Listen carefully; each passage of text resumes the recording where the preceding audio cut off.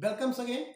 आज आइए हम लोग बीएससी फर्स्ट सेमेस्टर में नेक्स्ट टॉपिक पढ़ते हैं बेस्पर थ्योरी, जिसका आनंद कुछ और है। ध्यान से समझने का प्रयास करेंगे। बेस्पर थ्योरी का पूरा नाम है valence shell electron pair repulsion theory. It is the most important topic. Okay, ये किसके द्वारा दिया गया था? साइंटिस्ट गिलिस्पी एंड नाइहोल के द्वारा दिया गया था। अच्छा, इस कॉन्सेप्ट की जरूरत क्यों आई, जरा कहानी को समझते हैं। वास्तव में था क्या, इस कॉन्सेप्ट का आने का सबसे बड़ा कारण क्या था? इससे पहले हाइब्रिडाइजेशन के बारे में जानकारी हो चुकी थी। हाइब्रिडाइजेशन ने क्या बता दिया था, जरा ध्यान से मेरी बात को समझिएगा। ओके, हाइब्रिडाइजेशन ने ये कहा था कि अगर किसी भी कंपाउंड में मान लीजिए sp3 हाइब्रिडाइजेशन है, ओके, sp3 हाइब्रिडाइजेशन है, तो उसकी जो ज्योमेट्री होगी वो टेट्राहेड्रल होगी। ओके, टेट्राहेड्रल होगी। अगर sp2 है तो उसकी ज्योमेट्री कैसी होगी? प्लेनर होगी, ट्राइगोनल प्लेनर या प्लेनर कह सकते हैं। अगर sp है तो लीनियर होगी। इसी तरह sp3 d1 है तो ट्राइगोनल बाई पिरामिडल होगी। ये सब कहानी हाइब्रिडाइजेशन ने बता दिया था। ओके, टीबीपी सही है। हाइब्रिडाइजेशन एक्चुअली था क्या? ये हाइपोथेटिकल था, हाइपोथेटिकल, या आप इसे कॉन्सेप्चुअल भी कह सकते हैं। हाइपोथेटिकल था मतलब it is not experiment based.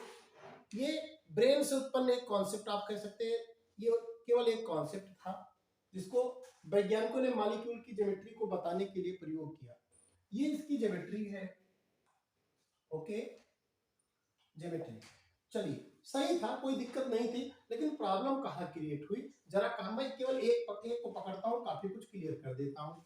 अगर मैं sp3 हाइब्रिडाइजेशन को ही केवल पकड़ लूं तो देखिए हाइब्रिडाइजेशन फेल हो गया। कहाँ फेल हो गया देखिएगा। हाइब्रिडेशन को मैं कहाँ फेल कर रहा हूँ जरा समझिएगा। ओके भाई, हाइब्रिडाइजेशन ने कहा अगर टेट्राहेड्रल ज्योमेट्री है तो बॉन्ड एंगल 109 डिग्री 28 मिनट होगा, या इसको मैं लिख सकता हूँ 109.5 अंश भी लिख सकता हूँ, 109.5 डिग्री भी मैं लिख सकता हूँ इसको। ठीक है, मीथेन के केस में देखा गया, जो मीथेन है ये CH4 जिसे आप कह सकते हैं, तो इसके पास सेंट्रल एटम, देखिए हाइब्रिडाइजेशन हमेशा सेंट्रल एटम का देखेंगे। ज्योमेट्री सेंट्रल एटम के थ्रू देखी जाएगी। भाई ज्योमेट्री क्या है? सेंट्रल एटम के थ्रू जो भी इलेक्ट्रॉनिक अरेंजमेंट है, जो भी एटम का अरेंजमेंट है, यही ज्योमेट्री है, याद रखिएगा। तो इसमें 1 सिग्मा, 2 सिग्मा, 3 सिग्मा, 4 सिग्मा पे हाइब्रिडाइजेशन sp3 होगा। तो हाइब्रिडाइजेशन कॉन्सेप्ट ने कहा अगर हाइब्रिडेशन sp3 होगा तो ज्योमेट्री टेट्राहेड्रल होगी। तो मैं इस ज्योमेट्री को टेट्राहेड्रल बनाना चाहता हूँ। टेट्राहेड्रल कुछ इस तरह से बनेगा, देखिए ध्यान से। ये 3D स्ट्रक्चर है, इसमें दो बॉन्ड एक तरफ दिखाई दे रहे हैं, वास्तव में एक पीछे की तरफ है, एक आगे की तरफ है, प्लेन से ऊपर, प्लेन से। मैं इसको ऐसे भी बना सकता हूं, कोई डाउट नहीं होना चाहिए। ये बिहाइंड द प्लेन है, ठीक है, ये एबव द प्लेन है, मैं ऐसे ही बना सकता हूं। और किन्हीं दो बॉन्ड्स के बीच में जो हाइब्रिडाइजेशन ने बताया, जो बॉन्ड एंगल होगा 109 डिग्री 28 मिनट होगा। इनके बीच भी यही होगा, इनके बीच भी यही होगा, इनके बीच भी यही होगा। सही है, 3D स्ट्रक्चर है, पॉसिबल है, कोई दिक्कत नहीं है। सेम केसेस, अब साइंटिस्ट ने वाटर को, इसी ज्योमेट्री का नाम है टेट्राहेड्रल ज्योमेट्री, ठीक है। वाटर को पकड़ा गया, वाटर में जब हाइब्रिडाइजेशन निकाला गया तो भाई देखिए इसमें केवल बॉन्ड पेयर इलेक्ट्रॉन थे, there is no lone pair electron. Bond pair electron वो इलेक्ट्रॉन जो बॉन्ड बना लेते हैं, लोन पेयर इलेक्ट्रॉन वो होते हैं जो बॉन्ड नहीं बनाते, एटम के पास एज सच पड़े होते हैं। तो H2O में देखा गया लेविस कॉन्सेप्ट से दो लोन पेयर है, 2 lone pair plus 2 bond pair. तो इसको मैं लिख सकता ऐसे, कुल मिला के 4 इलेक्ट्रॉनिक अरेंजमेंट हुआ, 4 पेयर हुए। तो जिसका मतलब इसमें हुआ sp3 हाइब्रिडाइजेशन। वाटर में भी अगर मैं इसका यह हाइब्रिडाइजेशन निकल के आया, चलिए अगर मैं इसका स्ट्रक्चर बनाऊं, कुछ नॉर्मल स्ट्रक्चर में बनाऊं बॉन्ड पेयर और लोन पेयर को दिखाने के लिए, तो ये इसके दोनों बॉन्ड पेयर हो गए और ये इसके दोनों लोन पेयर हो गए। अब sp3 हाइब्रिडाइजेशन निकला तो जाहिर सी बात हुई, इसका भी जो अरेंजमेंट होना चाहिए इलेक्ट्रॉनिक, वो टेट्राहेड्रल होना चाहिए था। ठीक है भाई, हाइब्रिडाइजेशन यही बताता है। तो वैज्ञानिकों ने इसका भी स्ट्रक्चर कुछ इस तरह से बनाया, कुछ इस तरह से बनाया। ठीक, ओके। तो ये अरेंजमेंट टेट्राहेड्रल है, इसे भाई 109 होना चाहिए था। सही है, कोई दिक्कत नहीं, परेशानी नहीं, सब कुछ होना चाहिए था। और अरेंजमेंट टेट्राहेड्रल होना चाहिए था, ज्योमेट्री टेट्राहेड्रल होनी चाहिए थी। लेकिन ये ऐसा कुछ देखने को मिला नहीं। जब इसका एक्सपेरिमेंट किया गया समय के साथ, गिल्स्पी एंड नाइहोल्म ने इस पर वर्क किया, तो पता चला कि जो इसकी ज्योमेट्री है वो डिस्टर्ब हो जाती है। ध्यान से मेरी बात को समझिए, ज्योमेट्री तो टेट्राहेड्रल ही रहेगी, लेकिन इसका शेप बिगड़ जाता है। तो ध्यान दीजिए, यहां पर ज्योमेट्री, अच्छा है, एक टर्म और आ गया है इसमें, ज्योमेट्री और शेप। ध्यान से मेरी बात को समझिएगा, ज्योमेट्री एंड शेप। तो हाइब्रिडाइजेशन के अकॉर्डिंग ज्योमेट्री वही होगी। जैसे अगर मैं कहूं मीथेन की ज्योमेट्री तो टेट्राहेड्रल है, वाटर की ज्योमेट्री भी टेट्राहेड्रल है, ठीक है।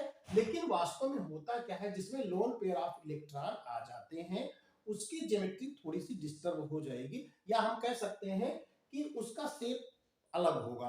अब भाई देखिए, अब यहां अगर देखा जाए, इसका शेप भी टेट्राहेड्रल है, इसका शेप भी टेट्राहेड्रल है, ज्योमेट्री भी टेट्राहेड्रल है। लेकिन इसकी जो ज्योमेट्री है वो टेट्राहेड्रल तो है, बट इसका जो शेप है, जरा देखिए कैसा है इसका शेप। इसका शेप कुछ इस तरह से मिला, ये देखिए, ये इसका शेप है। और इसको बोलते हैं opposite V shaped, opposite V shaped, opposite V shape, ठीक है, वी शेप, या इसी को बोल देते बेंट फॉर्म।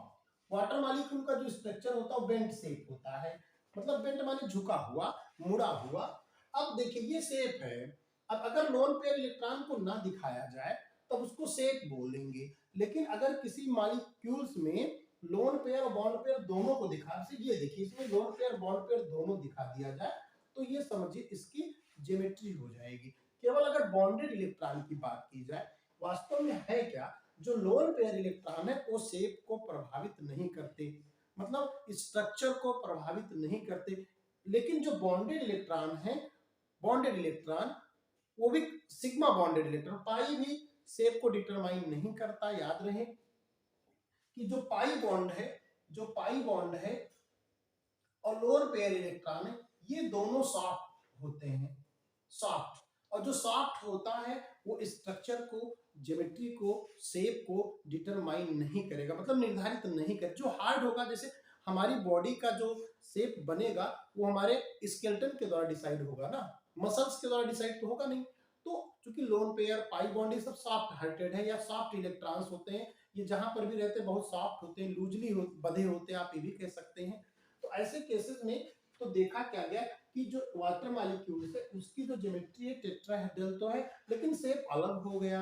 मीथेन में दोनों, अब देखिए हाइब्रिडाइजेशन, मीथेन में भी sp3 है, वाटर में भी sp3 है, लेकिन दोनों में देखिए इसकी ज्योमेट्री टेट्राहेड्रल है, इसकी भी ज्योमेट्री टेट्राहेड्रल है, इसका शेप भी टेट्राहेड्रल है, बट इसका शेप वेंट फॉर्म में कन्वर्ट हो जाता है। इसी बात को दूर करने के लिए गिल्स्पी और नाइहोल्म ने वेस्पर थ्योरी का कॉन्सेप्ट दिया। तो चलिए, ये तो आपको बातें पकड़ में आ गई होंगी कि वेस्पर थ्योरी क्यों आया। तो कहीं कहीं हाइब्रिडाइजेशन में कुछ ड्रॉबैक्स रही। भाई हाइब्रिडाइजेशन, पहली बात तो ये समझिए, कॉन्सेप्चुअल है, जबकि जो वेस्पर थ्योरी है ये टोटली एक्सपेरिमेंटल बेस्ड है। मैं आपको भी बताऊंगा। तो पहली बात तो आप समझिए, ये गिल्स्पी एंड नाइहोल्म के द्वारा दिया गया है, एक्सपेरिमेंट बेस्ड है, एक्सपेरिमेंट बेस्ड है, जबकि हाइब्रिडाइजेशन हाइपोथेटिकल था। और वेस्पर थ्योरी आने के बाद एक नए, दो नए टर्म आ गए, geometry and shape can be determined. भाई देखिए, ज्योमेट्री तो हाइब्रिडाइजेशन भी डिटरमाइन करता था, बट शेप कहीं कहीं हाइब्रिडाइजेशन कुछ मॉलिक्यूल्स का एक्चुअल नहीं बता पाया।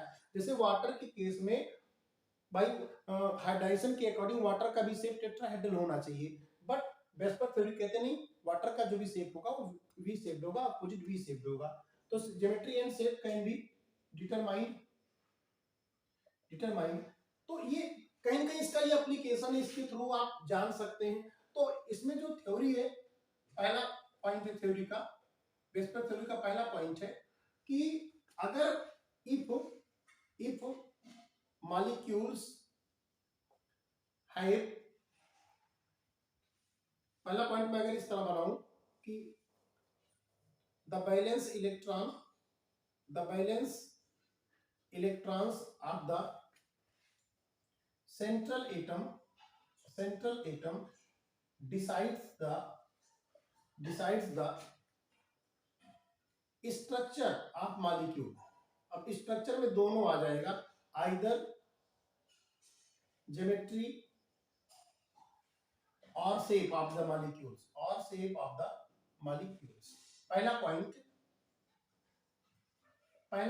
पॉइंट आप समझिए, किसी भी मॉलिक्यूल्स में सेंट्रल एटम डिसाइड करेगा कि स्ट्रक्चर कैसा होगा, वो भी सेंट्रल एटम का बैलेंस इलेक्ट्रॉन। जैसे मान लीजिए आपके घर की व्यवस्था कैसी होगी, घर का जो भी अरेंजमेंट होगा, लोग कैसे क्या करेंगे, वो डिसाइड कौन करेगा? Central atom. जो मालिक होगा घर का, जो सदस्य मालिक होगा, वही तो बताएगा किसको क्या करना है, किसको क्या पढ़ना है। अब तो पहला पॉइंट याद रखिएगा, सेंट्रल एटम डिसाइड करेगा किसी मॉलिक्यूल्स के स्ट्रक्चर को, और सेंट्रल एटम का बैलेंस इलेक्ट्रॉन, वो बैलेंस इलेक्ट्रॉन आपको पता है आउटर मोस्ट इलेक्ट्रॉन। ठीक है, जैसे मैंने कहा कार्बन, तो कार्बन कई रूपों में पाया जा सकता है, मीथेन के रूप में पाया जा सकता है, CO2 के रूप में पाया जा सकता है, एथिलीन के रूप में। तो जो उसका स्ट्रक्चर डिटरमाइन होगा वो कार्बन के पास, क्योंकि टोटल कार्बन के पास 6 इलेक्ट्रॉन है, तो कॉन्फ़िगरेशन करेंगे तो 2 4, तो जो 4 है इसी को हम लोग बोलते हैं बैलेंस इलेक्ट्रॉन। ओके, और ये इनर सेल इलेक्ट्रॉन है, इसी को कोर इलेक्ट्रॉन भी कहते हैं, कोर इलेक्ट्रॉन्स। तो ये कभी भी याद रखिएगा शेप को, स्ट्रक्चर को डिटरमाइन नहीं करेगा, क्योंकि ये अंदर बैठा है। जो बाहर है, जो मालिक है वो बाहर है ना, वही तो डिसाइड करेगा। ये 4 डिसाइड करेगा कि वो मॉलिक्यूल का स्ट्रक्चर कैसा होगा। तो दूसरा पॉइंट जरा आप समझिए, if the central atom have only bond pair electron, then their shape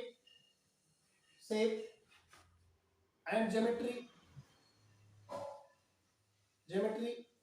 will be same and fixed। Example के रूप में मैं इसको बताने वाला हूं दूसरे पॉइंट को। जैसे मान लीजिए मैं सबसे सरल एग्जाम्पल पकड़ता हूं ऑर्गेनिक कंपाउंड्स का। एक चीज और याद रखिएगा, जो आपकी वेस्पर थ्योरी है ये आयनिक कंपाउंड पर लागू नहीं है, आयनिक कंपाउंड पर इसको अप्लाई नहीं कर पाएंगे, अर्थात जिसमें सिग्मा पाई बॉन्ड होंगे, लोन पेयर होंगे, उन्हीं के ऊपर इनको अप्लाई कर पाएंगे आप, आयनिक पे नहीं। तो मैं दूसरे थ्योरी का जो दूसरा पॉइंट है उसका मैं एक एग्जांपल आपको देने वाला हूं, ध्यान से समझिएगा। वो एग्जांपल मैं मीथेन को पकड़ता हूं, देखिएगा मीथेन को मैं पकड़ता हूं, ये CH4 है, तो इस कार्बन के आउटर मोस्ट में 4 इलेक्ट्रॉन है। मान लीजिए मैंने इसको हाइड्रोजन से जोड़ दिया चारों, भाई तो ये 4 बॉन्ड बना लेगा। तो इसकी ये लुईस स्ट्रक्चर है, तो इसका बॉन्डेड चारों जो इलेक्ट्रॉन है कार्बन के आउटर मोस्ट में ये बॉन्डेड हैं। तो अब इसकी जो हाइब्रिडाइजेशन आपको निकालना आता ही है, sp3 हो जाएगा, 4 सिग्मा बॉन्ड। तो इसकी जो ज्योमेट्री होगी वो कहीं न कहीं टेट्राहेड्रल होगी, और शेप क्या होगा? वो भी टेट्राहेड्रल ही होगा, दोनों सेम होंगे और फिक्स होंगे। फिक्स मतलब ये है कि अब इसमें कोई चेंजेस देखने को नहीं मिलेगा, और बॉन्ड एंगल भी क्या होगा? तो बॉन्ड एंगल भी फिक्स होगा। कितना होगा टेट्राहेड्रल पर? 109 डिग्री 28 मिनट, यही होगा। लेकिन अगर तीसरा पॉइंट मैं आपको बताऊं, तीसरा पॉइंट क्या है, ये दूसरे पॉइंट में एग्जांपल में आप लिख लेंगे। तीसरे पॉइंट में क्या है, if the central atom have loan pair electron also, bond pair के साथ लोन पेयर भी हो, then their geometry and shape will not be same, okay. और जो ज्योमेट्री नहीं सेम होगा, शेप सेम नहीं होगा, bond then bond angle also becomes change, also becomes change. जरा इसको समझते हैं भाई, जब दोनों सेम नहीं है तो पक्का है कि ज्योमेट्री का अगर कुछ और है तो शेप अलग होगा, तो ज्योमेट्री का एंगल अलग होगा तो शेप का भी एंगल अलग होगा। देख लेते हैं इसका सबसे बढ़िया एग्जांपल मैं H2O को पकड़ता हूँ। तो H2O के पास देखिए दो लोन पेयर ऑफ इलेक्ट्रॉन है और दो बॉन्ड पेयर है, ये आपको पता भी होगा, लुईस स्ट्रक्चर से बना सकते हैं, Lewis cross and dot structures. अब जरा देखिए अगर लोन पेयर आ गया तो लोन पेयर इलेक्ट्रॉन है, ये डिफॉल्टर इलेक्ट्रॉन, चूंकि ये एक ही एटम से बंधे होते हैं इसलिए फ्री होते हैं। मैंने प्रीवियस एक लेक्चर में मैंने localised and delocalised chemical bonding मैंने पढ़ाया है, प्लेलिस्ट में आप जाके सर्च कर सकते हैं।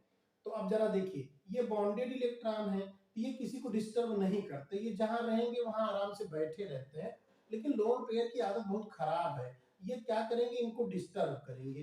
तो डिस्टर्ब करेंगे तो चूंकि H2O में sp3 हाइब्रिडाइजेशन है तो ज्योमेट्री तो टेट्राहेड्रल ही होगी नो डाउट। तो ये देखिए ज्योमेट्री अगर वाटर के में बनाऊं कुछ इस तरह से ज्योमेट्री, ये देखिए दो लोन पेयर और ये आपके दोनों हाइड्रोजन कुछ इस तरह से, this is the geometry, geometry. अब जरा देखिए ये ज्योमेट्री एक्चुअल नहीं है, ये हार्डाइसन बेस्ड है, क्योंकि हार्डाइसन कैसा है, हाइपोथेटिकल है, तो ये भी हाइपोथेटिकल ही है, कंसेप्चुअल ही है, हाइपोथेटिकल है। ऐसा मिलना चाहिए था बट वेस्पर थ्योरी के अकॉर्डिंग ये नहीं मिला। वेस्पर थ्योरी ने कहा कि अब इसमें 109 अंश आना चाहिए, 128 मिनट आना चाहिए, सही है, क्लियर। लेकिन इसका जो एक्चुअल स्ट्रक्चर मिला वाटर मॉलिक्यूल का ये कितना मिला 104.5 डिग्री, 104.5 अंश मिला। तो इसका मतलब बॉन्ड एंगल भी क्या हुआ, चेंज हो गया। और ज्योमेट्री ये टेट्राहेड्रल थी, अगर आप देखें अब यहाँ जो, अब चूंकि देखिए ये आपका शेप कहा जाएगा, तो यहाँ पर जो शेप आया वो कैसा है, अपोजिट वी शेप्ड है, अपोजिट वी शेप। अब जरा देखिए क्या शेप और ज्योमेट्री दोनों सेम है, नहीं सेम है। अब ज्योमेट्री शेप किस पे डिपेंड करेगा, कहीं कहीं shape lone pair of the electrons पे डिपेंड करेगा, और एक आध लोन पेयर बढ़ जाए तो इसका शेप और भी चेंज हो जाएगा। तो आई थिंक तीसरा पॉइंट भी आपको समझ में आ गया होगा, ठीक। अब चौथा पॉइंट मैं आपको जो बताने चल रहा हूं उसको जरा देखिए, चौथा पॉइंट क्या है। अब ये लोन पेयर या बॉन्ड पेयर ये कैसे रहते हैं, जरा आप इस बात को भी समझिएगा। अगला पॉइंट हमारा है चौथा पॉइंट, चौथा point lone pair electron and bond pair electron present around central atom can adjust to each other in such a way that they felt ऐसा लिखिए, they felt minimum repulsion, minimum repulsion, that is they are present at maximum distance,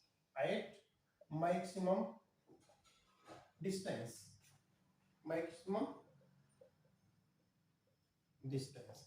याद रहे कहा ये जा रहा है अगले पॉइंट में, जो भी इलेक्ट्रॉन पेयर है वो चाहे बॉन्ड पेयर हो चाहे लोन पेयर हो, वो अपने आप को एक दूसरे से इतना दूर रखना चाहते हैं कि झगड़ा कम से कम हो। भाई देखिए झगड़ा सब बचाते हैं, और जो डिफॉल्टर वो झगड़ा करना चाहते हैं, तो जो लोन पेयर है वो झगड़ा करना चाहते हैं, और बॉन्ड पेयर क्या है तो बधा हुआ, भाई चूंकि मम्मी पापा इसके दोनों केयर कर रहे हैं, पेरेंट्स में मम्मी पापा दोनों बांधे हुए हैं, ये कहीं इधर उधर नहीं जा सकता। लेकिन जो लोन पेयर इलेक्ट्रॉन है वो केवल या तो मम्मी से बधा या तो पापा, चूंकि यूनिसेंटर्ड है तो थोड़ा इधर उधर चला जाता है, तो वो कहीं कहीं गड़बड़ करने लगता है। लेकिन तब भी लोन पेयर या बॉन्ड पेयर प्रयास दोनों करते हैं कि हमारे बीच झगड़ा कम से कम हो, तो वो अपने आप को मैक्सिमम डिस्टेंस पे रखना चाहते हैं। क्यों, क्योंकि अगर वो पास पास हो जाए तो उनमें रिपल्सन ज्यादा होने लगता है। तो जरा रिपल्सन ऑर्डर आप समझ लीजिएगा, ये रिपल्सन ऑर्डर क्या है इनके बीच। अगर किसी भी मॉलिक्यूल में सेंट्रल एटम के पास लोन पेयर इलेक्ट्रॉन है तो ये मैक्सिमम रिपल्सन फेल्ट करेगा, एक दूसरे को रिपेल करेगा। उसके बाद लोन पेयर बॉन्ड पेयर करते हैं, तो सबसे कम बॉन्ड पेयर इलेक्ट्रॉन करते हैं। अब जैसे मैं एग्जांपल के रूप में आपको दे रहा हूं, मैं ले रहा हूं पहले लोन पेयर वाला। तो ये हमारे पास दो लोन पेयर इलेक्ट्रॉन है, वाटर के केस में दो बॉन्ड पेयर है, दो लोन पेयर है। इसका एग्जांपल मैं ले रहा हूं अमोनिया, एक लोन पेयर, तीन बॉन्ड पेयर है। इसका एग्जांपल मैं ले रहा हूं मीथेन, जिसमें केवल बॉन्ड पेयर इलेक्ट्रॉन है। अब जरा देखिए, ये लोन पेयर को रिपेल करेगा, लोन पेयर बॉन्ड पेयर को रिपेल करेगा, बॉन्ड पेयर बॉन्ड, सब एक दूसरे को रिपेल करेंगे। ऐसे इनमें भी होगा, लोन पेयर बॉन्ड पेयर को, लोन पेयर बॉन्ड पेयर को, बॉन्ड पेयर को करेगा। इसमें बॉन्ड पेयर क्योंकि बॉन्ड पेयर जो रिपल्सन है वो मिनिमम है, क्योंकि बधे हुए इलेक्ट्रॉन, तो ये एक दूसरे को बहुत ज्यादा अफेक्ट नहीं करते हैं। लेकिन इसमें ये एक दूसरे को इतना ज्यादा अफेक्ट करते हैं कि सीधे सीधे इनका भाई हाइड्राइजेशन तो तीनों का sp3 है, तीनों का sp3 है। होना चाहिए था 109 अंश 28 मिनट होना चाहिए था, या इसको 109.5 अंश भी लिख सकते हैं, कोई दिक्कत नहीं है। तो अब चूंकि इसमें दो लोन पेयर है, तो याद रखिएगा कि एक लोन पेयर इलेक्ट्रॉन जो होता है बॉन्ड एंगल 2.5 डिग्री डिक्रीज करेगा, तो दो लोन पेयर कितना डिक्रीज करेगा, 5 डिग्री डिक्रीज करेगा। क्योंकि लोन पेयर चूंकि फ्री है, एज ए डिफॉल्टर है, तो ये क्या करेंगे, बॉन्ड पेयर को धक्का देंगे, टेट्राहेड्रल अरेंजमेंट को ये क्या करेंगे, वी शेप स्ट्रक्चर में चेंज कर देंगे। और ये बॉन्ड एंगल आपका अब 109 होना चाहिए था, दो लोन पेयर है तो 109.5 होना चाहिए था, तो मैं उसमें से 5 घटा दूंगा, दो लोन, तो ये हो जाएगा 104.5 अंश हो गया ये।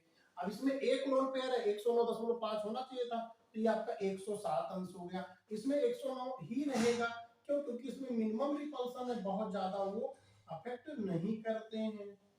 तो ये आपका बेस्पर थ्योरी आपको समझ में आ गया होगा।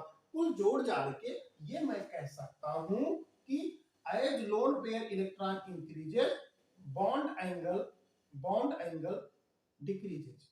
याद रखिएगा। एक बात और आप समझ लीजिएगा, कहीं ना कहीं कोई जरूरी नहीं कि कभी कभी ऐसा भी हो सकता है, जैसे ये इसमें आपको रिपल्सन देखने को नहीं मिल रहा है, मिनिमम है, इसे सिमेट्रिकल अरेंजमेंट कहते हैं। जो भी सेंट्रल एटम से अगर चारों तरफ जो एटम लगे हैं अगर वो सेम है तो सिमेट्रिकल अरेंजमेंट होता है, उनमें रिपल्सन मिनिमम होता है और बॉन्ड एंगल में चेंजेस ना के बराबर होता है। लेकिन अगर मैं यही ऐसा कर दूं जैसे सिमेट्रिकल अरेंजमेंट ना हो, यहाँ मैंने क्लोरीन ले लिया, यहाँ मैंने हाइड्रोजन ले लिया, यहाँ मैंने क्लोरीन, अब ये सिमेट्रिकल अरेंजमेंट नहीं है, तो इसमें डिपेंड ये करता है कि कैसे सेंट्रल एटम से कैसे एटम लगे हुए हैं। अगर अब देखिए, जैसे ये देखिए, कहीं न कहीं ये मीथेन की अपेक्षा इसमें सब मैंने इलेक्ट्रोनेगेटिव एटम लगा दिया, तो ये डेंसिटी को अपनी तरफ खींचते हैं सब, तो इनका बॉन्ड एंगल कहीं न कहीं 109.5 अंश से ज्यादा हो जाएगा। भाई देखिए, जब डेंसिटी को खींचेंगे तो ये बॉन्ड एंगल बढ़ जाएगा। लेकिन अगर मैं यही कुछ ऐसा कर दूं कि मैं इस कार्बन से मैंने लगा दिया मेथिल ग्रुप को, यहाँ हाइड्रोजन लगा दिया, यहाँ पर भी मेथिल लगा दिया, यहाँ पर भी, अब इसमें भी 109 अंश नहीं मिलेगा क्योंकि ये सिमेट्रिकल अरेंजमेंट नहीं है। ये लोग प्लस आई इफेक्ट शो करते हैं, जिसके कारण इस कार्बन पर इलेक्ट्रॉन डेंसिटी बढ़ जाती है।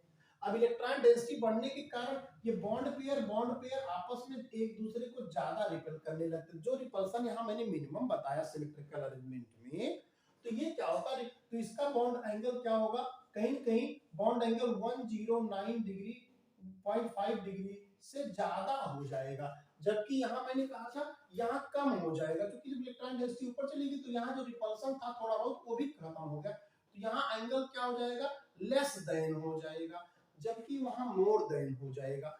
तो याद रहे, लोन पेयर तो बहुत ज्यादा एंगल को डिस्टर्ब करते हैं, यहाँ तक ज्योमेट्री को बर्बाद करके शेप में बदल देते हैं। ठीक है, तो याद रहे ज्योमेट्री में लोन पेयर बॉन्ड पेयर दोनों कंसीडर किए जाते हैं, जबकि शेप में केवल बॉन्ड पेयर कंसीडर किए जाते हैं, वो चाहे सिमेट्रिकल अरेंजमेंट हो एटम का या अनसिमेट्रिकल हो, लेकिन बॉन्ड पे ही कंसीडर किए जाएंगे, वो भी सिग्मा बॉन्ड। कहीं पाई बॉन्ड होगा तो याद रखिएगा पाई बॉन्ड को भी यहाँ पर वेस्पर थ्योरी में अगर कहीं डबल बॉन्ड, जैसे मान लीजिए CO2, तो इसमें डबल बॉन्ड है, तो आप समझिएगा ये पाई बॉन्ड स्ट्रक्चर को या शेप को या ज्योमेट्री को प्रभावित नहीं करेगा, तो इसे सिंगल बॉन्ड की तरह ही ट्रीट किया जाएगा, सिंगल बॉन्ड की तरह ही ट्रीट किया जाएगा। ये भी जानकारी के लिए मैंने आपको बता दिया।